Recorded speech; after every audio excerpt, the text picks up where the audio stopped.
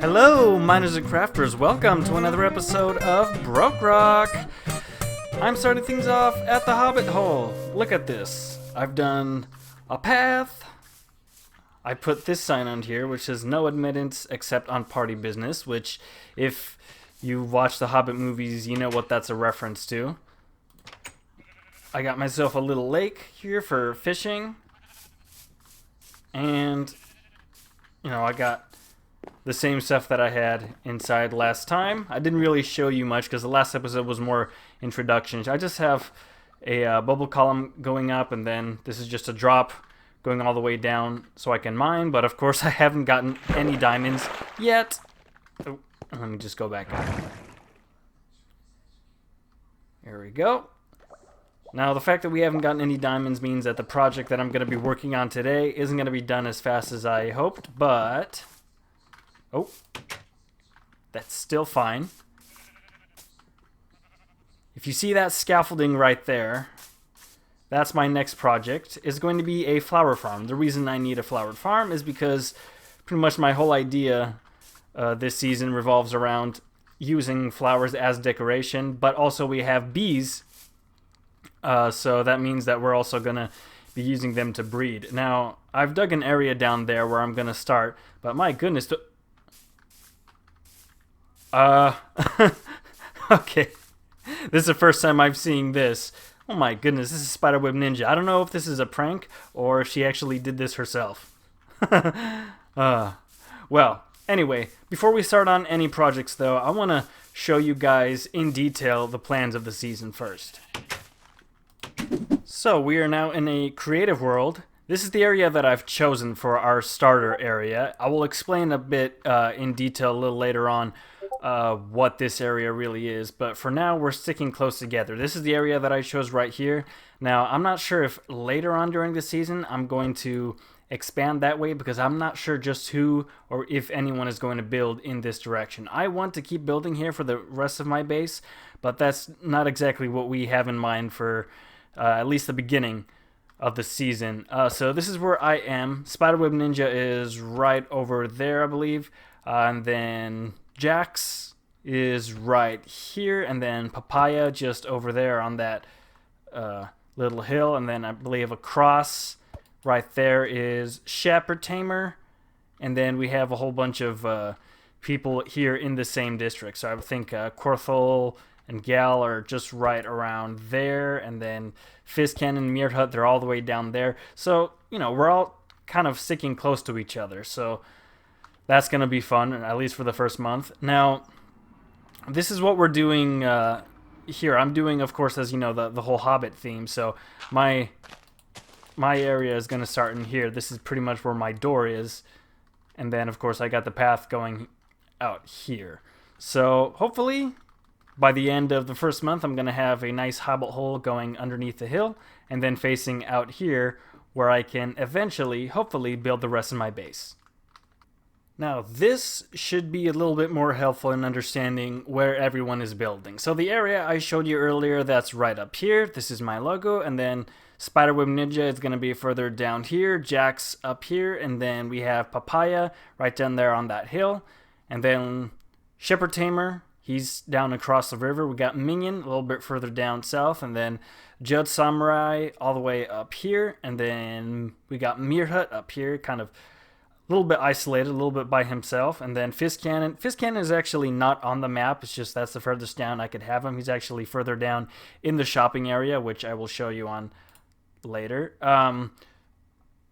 We have Lister right here, and then all the way up here in the middle, we got Generous, and then Achilles is going to be here, Madragoric on this little island, and then Toasty Puma, he's right above him, and then we got Niceley Done just above him as well. Now, MysteriousPayne, he's above this ravine type thing. I kind of like his area. Mustang Girl, Joker, they're all kind of like right next to each other above this this mountain area here, and then Jomica right down below them. Down here we have Galavant and Korthal. They're kind of sort of next to each other. I think Korthal is building a community mine, so that's what this is right here. And then SpiderWeb Ninja built an area for crops, so that's going to be right here. There's another portal down there, and then Generous is working on a storage area, which is also going to have a map room and an enchanting table. And then we have all the way up here. Now, again, Voided is just a bit off the map, but I wanted to keep him in. So he's right up here, right close to a swamp. And then we have SentreNet right here, which is being pooped on by Wings of End, who is his neighbor. So, yeah, that's our starter village area. This is just where we're going to be bunking for probably around the first month of the season. So we're right close to each other. Okay, so this is the map that you'll find on Chunkbase. It is marked with a whole bunch of areas that are useful.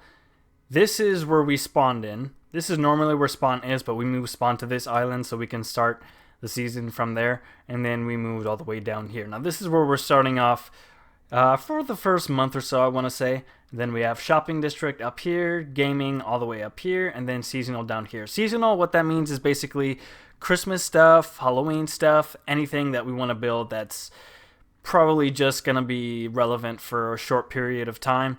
And then, of course, I have some big ideas for gaming. Some of them are years in the making. I've been working on some of these builds for seriously about 3-4 years, some of them. So I really enjoy building games, which is something I didn't have time for in last season. This season, what I'm focusing more on is doing more community stuff rather than base stuff. Everyone likes these big, massive bases, but it's just, it's something I did in season 1, and I want to move away from that. I want to have some variety for my viewers. So this year, definitely, I got to focus on getting 2 really high,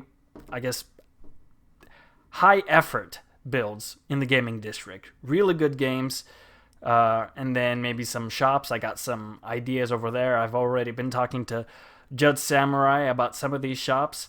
And then seasonal, we'll see about that. We'll see when the season starts. Alright, so this is the area that I've dug out to make the flower farm. By the way, I'm Mustang Girl now. I haven't changed my skin. Mojang has. Please, fix this bug, Mojang. I mean, I know I should be reporting this on the bug tracker, not just saying it in a video, but please, can I just look like a hobbit for once? Anyway, this is the area that I've dug out. Let me explain to you what I'm doing here. So, the reason I'm placing this water is for a guideline, not because that's where it's going to go. The flower farm is going to be quite interesting, I think. I have to build a platform of grass that's almost the same size as this water pattern, except it's going to be going one further. So this is just where I want to put my rails. Yeah. Let me just... Whoops. No, not that one. There you go. Now, they're going to be connected. It's just the water has to move for that to happen. But I still need the guidelines, actually, so let's get rid of that. Place another torch here, make sure nothing spawns. And then fill that up.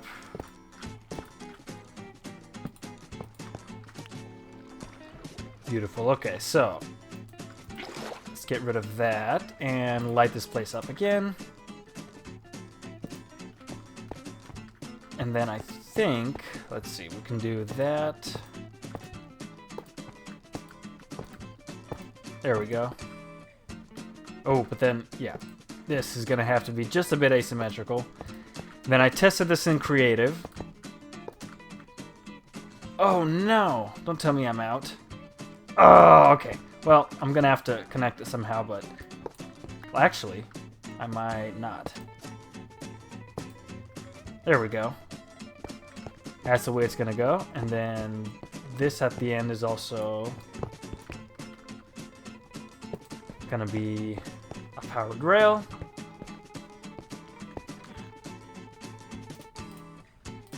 And here we go. So I mean, obviously that's gonna stop there, but there's gonna have a minecart unloader here for the flowers. That's why I've dug this out, and then that's just gonna be probably permanently powered, or just either with a lever. So let's go ahead. Might as well make that now. Let's see, how do you make a lever? There we go.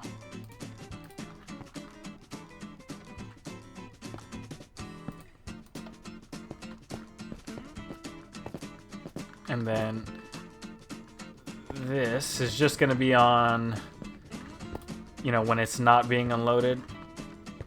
And then that can send it all the way here to where it stops. So when I was doing this in Creative, I was worried that because I can't really put powered rails here because it's going diagonally, that the minecart is going to stop somewhere. Matter of fact, I could actually just probably put powered rail right here. Yeah, that might work actually, just to make sure it doesn't stop accidentally. But now, let's see, I'm going to need some dirt and some grass. The grass is just for it to spread. But the dirt is going to be up here. And it's going to be taking the shape of the water that we saw earlier. Let me see if I can... Yeah, here we go. So I can place it above the rails just like this. Anyway, you guys don't want me to see... You guys don't want to see me doing this. God, I can't even speak. You guys don't want me to see... Okay, you know what? I'm just going to stop talking right now because I keep putting my foot in my mouth and just do this off camera.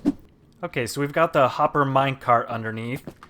I've got that powered, this powered, and down here I have this hopper minecart unloader, which is actually much simpler than I thought was possible on Bedrock, at least up until this point. So what happens is, once the hopper goes above this, or once the minecart, I guess, goes above this hopper, this comparator is going to pick it up, power this flock, which unpowers this torch, which unpowers that redstone, which unpowers that rail, which will keep the hopper minecart above the hopper until it's empty. Once it's empty, that comparator is going to stop giving out a signal, which is going to turn that torch back on, turn on this rail again, which will send it back away. So let's just test, see if it works. 1, 2, 3. There we go. That's stopping. Or I guess we put 4. There we go. Now it works. Alright, this farm is starting to shape up. There's a wandering trader up there making lots of noise, but this is pretty much finished, at least when it comes to its functionality. The decoration still needs to be worked on, as you can see. All I have is this checkerboard pattern with dark oak and then oak stripped. Same down there. This dispenser here fires water, so if I push this button, it'll fire it for just a few seconds and then pull it back, and you'll notice it stops right at the edge. So this is where the flowers are gonna go. And then this starts a hopper minecart that collects them. So let me just show you where the flowers are gonna go. Now the only one I don't have here is the wither rose. And to be honest, I'm not sure if this will work with the blue orchid. So I'll leave that one out for now. Let's go ahead, let's move this torch for now. Let's do that, and then that. I just want to make it symmetrical. This part doesn't have to be this way, but... And it looks like it has stopped raining, thank goodness. Where's the... Here we go. There we go. And then now...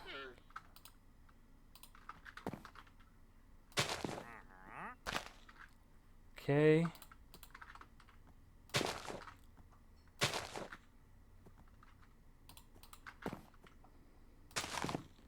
There we go. And now the other side. Tulips.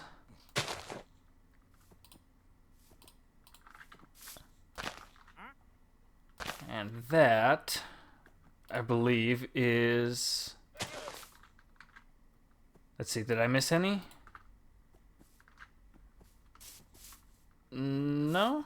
So there's 2 spots that are empty. Let's see, what are we going to be using the most? Probably... well, I'm thinking probably maybe like a red tulip especially. So let's see the farm in action and show you how it works. You do that. Let's say I wanted a lot of red.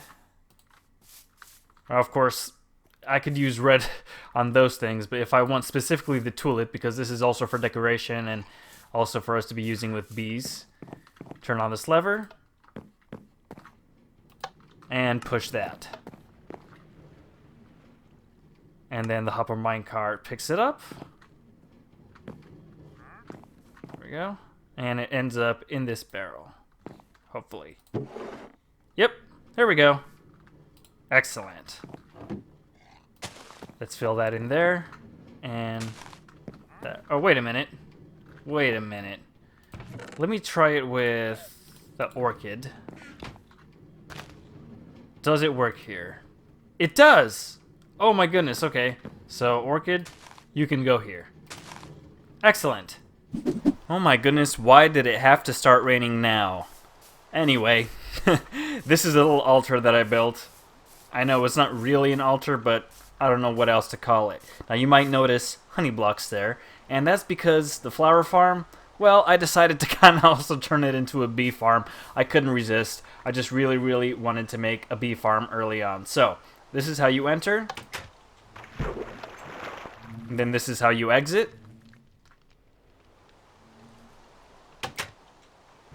And the door should close itself. The reason you don't want to leave the hatch open is because the bees tend to fly out. But let me show you how it turned out. So here's the flower farm like we built. And then the bees are right here with campfires underneath them. They come here, they get the pollen from the flowers, they go back in, and then I drink their honey. Let me just do that. And I have a steady source of food, which is pretty decent, actually.